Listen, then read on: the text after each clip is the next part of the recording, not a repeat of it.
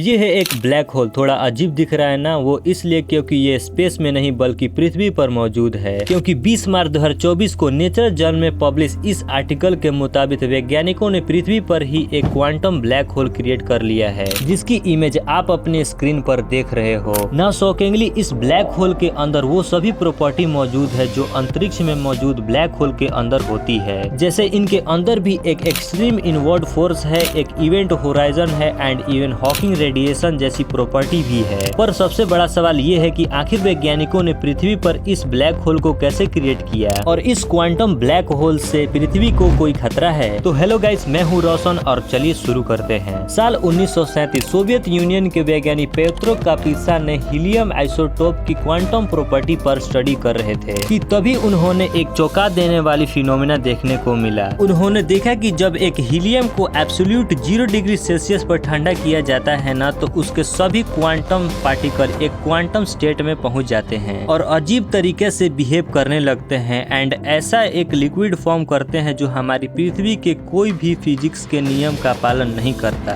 For example इस video को देखिए, जहाँ एक छोटे कंटेनर में रखे लिक्विड हीलियम अपने आप कंटेनर की दीवार पर चढ़कर नीचे की ओर गिर रही है, मानो उसके लिए ग्रेविटी और विस्कोसिटी जैसी चीजें एग्जिस्ट ही नहीं करती हो। ऐसे ही एक और एग्जाम्पल फोटोज और वीडियोस में देख सकते हो, जहां एक बोतल में रखा लिक्विड हीलियम अपने आप फाउंटेन की तरह ऊपर से नीचे गिर रही है। अब वैज्ञानिकों ने इस मैजिकल बिहेवियर वाले क्वांटम फ्लूइड को सुपर फ्लूइड नाम दिया। वैज्ञानिकों के लिए ये सब फिनोमिना ऑलमोस्ट मैजिकल थे, पर धीरे धीरे हमें समझ में आया कि ये सब मैजिक नहीं बल्कि साइंस है, लेकिन हमारी साइंस नहीं, क्वांटम साइंस। ऑल्सो उस समय के वैज्ञानिकों ने ये कभी नहीं सोचा होगा कि सुपर फ्लूइड की मदद से हम ब्लैक होल की प्रॉपर्टी रखने वाले क्वांटम ऑब्जेक्ट क्रिएट करेंगे।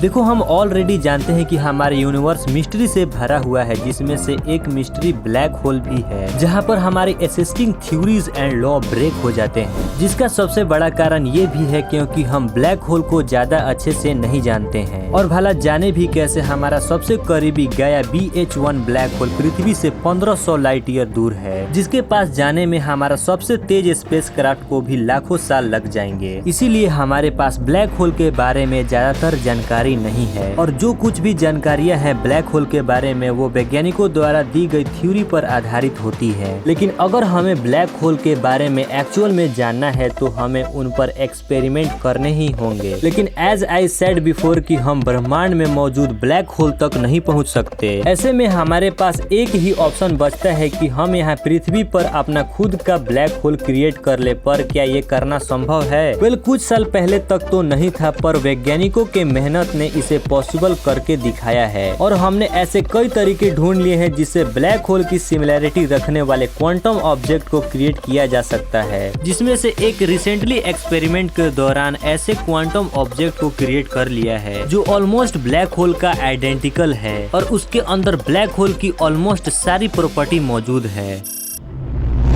तो देखो, कुछ साल पहले तक तो वैज्ञानिकों के पास ब्लैक होल की प्रॉपर्टी रखने वाले क्वांटम ऑब्जेक्ट को क्रिएट करने के लिए मेनली 2 ही तरीके थे। लेकिन रिसेंट फाइंडिंग के बाद हमारे पास टोटल 3 तरीके हैं, जिसमें हम ब्लैक होल की तरह electric charge, extreme invert pole and angular momentum जैसे सिमिलैरिटी रखने वाले ब्लैक होल क्रिएट कर पाते हैं। अब देखो, सबसे पहला तरीका है बोस-आइंस्टाइन क्वांटम स्टेट। ये एक ऐसा क्वांटम स्टेट है जिसमें पार्टिकल को काफी ठंडा करके ऑलमोस्ट 0 डिग्री सेल्सियस तक ले जाया जाता है, जहां ऐसा क्वांटम फिनोमिना क्रिएट होता है जिसमें सभी पार्टिकल का वेव नेचर जो पहले अलग अलग था, अब वो एक साथ मर्ज होने लगते हैं और एक सिंगल बड़ी वेव फॉर्म करते हैं। यानी इस स्टेट में अब सभी क्वांटम पार्टिकल मिलकर एक बड़े पार्टिकल की तरह बिहेव करने लगते हैं, जिसे वैज्ञानिकों ने ऑप्टिकल ब्लैक होल नाम दिया, क्योंकि इस दौरान ये मर्ज हो चुकी क्वांटम वेव्स अपने से गुजरने वाली लाइट को स्लो करने लगती है। इवन उसके अराउंड ब्लैक होल की तरह एक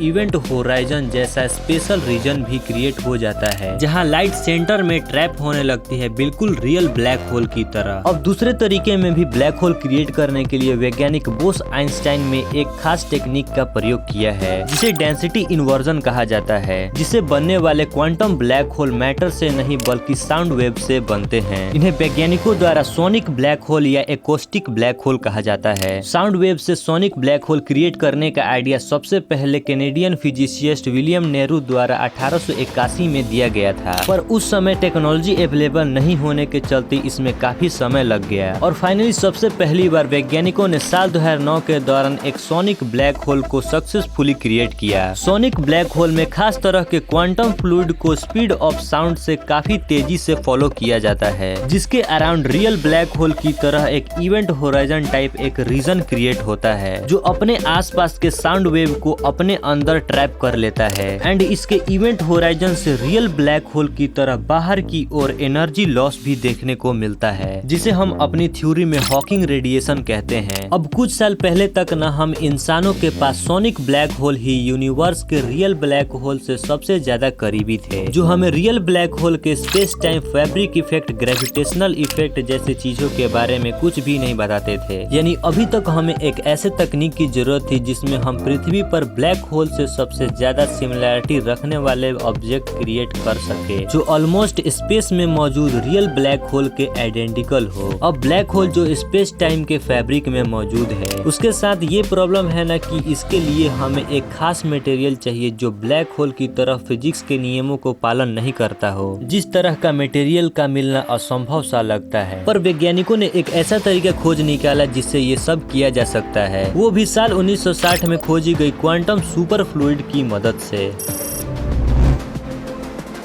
देखो, हीलियम 3 और हीलियम 4 वैज्ञानिकों के बीच एक्सपेरिमेंट करने के लिए सबसे ज्यादा फेमस सुपर फ्लूइड है, लेकिन ये हमारे इस दुनिया के एनवायरनमेंट में एग्जिस्ट नहीं करते। इन्हें क्रिएट करने के लिए पहले हमें क्वांटम एनवायरनमेंट क्रिएट करना होगा, जिसके लिए हमें -271 डिग्री सेल्सियस टेम्परेचर चाहिए, जिसमें हीलियम का ये आइसोटॉप लिक्विड फॉर्म में आ जाते हैं। अब अगर उसकी क्वांटम स्टेट को ना ब्रेक किया जाए तो अपने आप ये कोई स्ट्रेंज फिनोमिना शो करने लगते हैं। फॉर एग्जाम्पल, जहाँ नॉर्मल फ्लूइड हमें कोई क्वालिटीज जैसे कि ग्रेविटी की ओर खिंचाव, सरफेस टेंशन, फ्रिक्शन देखने को मिलती है, लेकिन वहीं पर सुपर फ्लूइड की बात करें तो उसकी खासियत ये है कि इनमें से कोई प्रॉपर्टी मौजूद नहीं होती, यानी उस पर कोई भी फिजिक्स का नियम लागू नहीं होता। अब अगर सुपर फ्लूइड के इस क्वांटम प्रॉपर्टी के कारण ही थ्योरेटिकली अगर इसके क्वांटम स्टेट को भी ब्रेक ना किया जाए तो ये बिना कोई एनर्जी लॉस के लगातार मूव होते रह सकते हैं, यानी सुपर फ्लूइड का ये फाउंटेन लगातार ऐसे ही fill up and feel down होता रहेगा जब तक कि इस क्वांटम स्टेट को ब्रेक ना किया जाए। यानी पृथ्वी पर ब्लैक होल क्रिएट करने के लिए सुपर फ्लूइड परफेक्ट इंग्रेडिएंट है।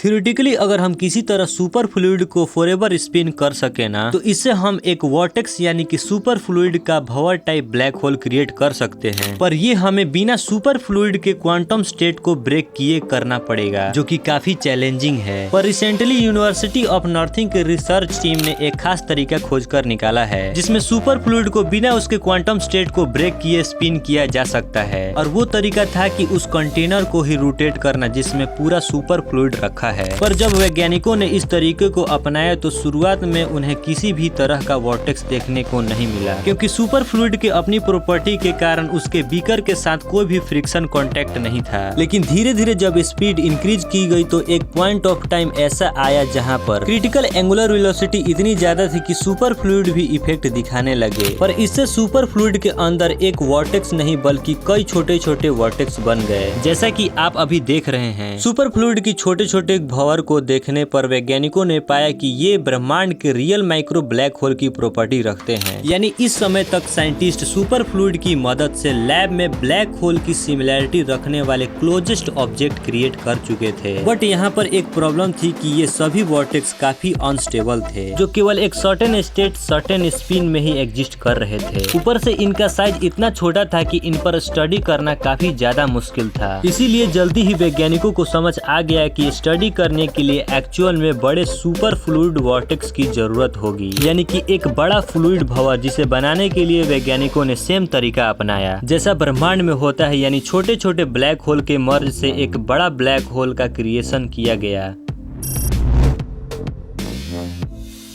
अब पहले तो वैज्ञानिकों ने कई कोशिश की ताकि छोटे वॉर्टेक्स को मर्ज कर सके, और कई सालों के एक्सपेरिमेंट के बाद वैज्ञानिक फाइनली एक ऐसे कंटेनर डिजाइन पर पहुंचे, और अभी आप उसी डिवाइस की पिक्चर देख रहे हो, जिसे एक सर्टेन फ्रीक्वेंसी पर रोटेट करने वाले सुपर फ्लूइड में क्रिएट होने वाले ये सभी छोटे छोटे वॉर्टेक्स आपस में मर्ज होकर एक बड़े वॉर्टेक्स ब्लैक होल क्रिएट करते हैं, जो वॉर्टेक्स अभी भी कुछ माइक्रोमीटर का ही है, लेकिन फिर भी ये इतना बड़ा है कि वैज्ञानिक इस पर स्टडी कर सकते हैं, जिसकी स्टडी में वैज्ञानिकों को ब्लैक होल के बारे में कई इंपॉर्टेंट बातें पता चली। तो देखो, वैज्ञानिकों ने इस वॉर्टेक्स के ब्लैक होल में कई इंटरेस्टिंग इफेक्ट देखे। फॉर एग्जाम्पल, जैसे कि वैज्ञानिकों ने इन सभी छोटे वॉर्टेक्स को मर्ज करते हुए इस बड़े से वॉर्टेक्स को क्रिएट किया, तो उन्होंने एक खास तरह के रोटेटिंग वेव्स पूरे सुपर फ्लूइड पर तैरती हुई दिखी, जिनके स्टडी पर पता चला कि ब्रह्मांड में दो ब्लैक होल के कोलिजन से क्रिएट होने वाली ग्रेविटेशनल वेव से काफी ज्यादा सिमिलैरिटी रखती है। और दूसरी सबसे बड़ी फाइंडिंग हमें ये देखने को मिली कि जब ये super fluid vortex black hole rotate कर रहा था ना, तो अपने साथ अराउंड सुपर फ्लूइड को भी एक्सट्रीमली इन्फ्लुएंस कर रहा था। और जैसा कि हम जानते हैं कि कई वैज्ञानिक ऑलरेडी अपनी फाइंडिंग से क्लेम कर चुके हैं कि यूनिवर्स में मौजूद ब्लैक होल भी अपने स्ट्रॉन्ग ग्रेविटी रोटेशन के कारण उसके आसपास मौजूद स्पेस टाइम को एक्सट्रीमली कर्व और स्ट्रेच करते हैं, और वैज्ञानिकों को सुपर फ्लूइड वॉर्टेक्स में ये फाइंडिंग उसके इस क्लेम को सही भी साबित कर रही है। ऑल्सो थर्ड एंड सबसे बड़ी फाइंडिंग जो हमें यहाँ पर देखने को मिली है वो है अंडरस्टैंडिंग ऑफ ग्रेविटी। तो देखो, वैज्ञानिकों ने देखा कि यहाँ पर वॉर्टेक्स के केंद्र की ओर खिंचाव केवल तभी हो रहा था जब ये वॉर्टेक्स घूम रहा है और अपने आसपास के सुपर फ्लूइड को खींच रहा है, जिसे देखते हुए वैज्ञानिकों ने एक थ्योरी दी कि हम जिस ग्रेविटी को क्वांटम पार्टिकल से रिलेट कर रहे हैं ना, वो शायद एग्जिस्ट ही नहीं करती है। और ग्रेविटी का एक ऐसा फिनोमिना है जो बड़े system like massive planet, star, galaxy और ब्लैक होल के कारण स्पेस टाइम के इफेक्ट से ही क्रिएट होती है। परंतु मैं यही कहूँ कि अभी ये केवल वॉर्टेक्स ब्लैक होल पर हमारी ये केवल अर्ली स्टडीज है। आपका क्या कहना है इसके बारे में नीचे कमेंट बॉक्स में जरूर बताइएगा। तो बस आज के लिए बस इतना ही। वीडियो अच्छा लगा तो वीडियो को लाइक करके चैनल को सब्सक्राइब जरूर कीजिएगा।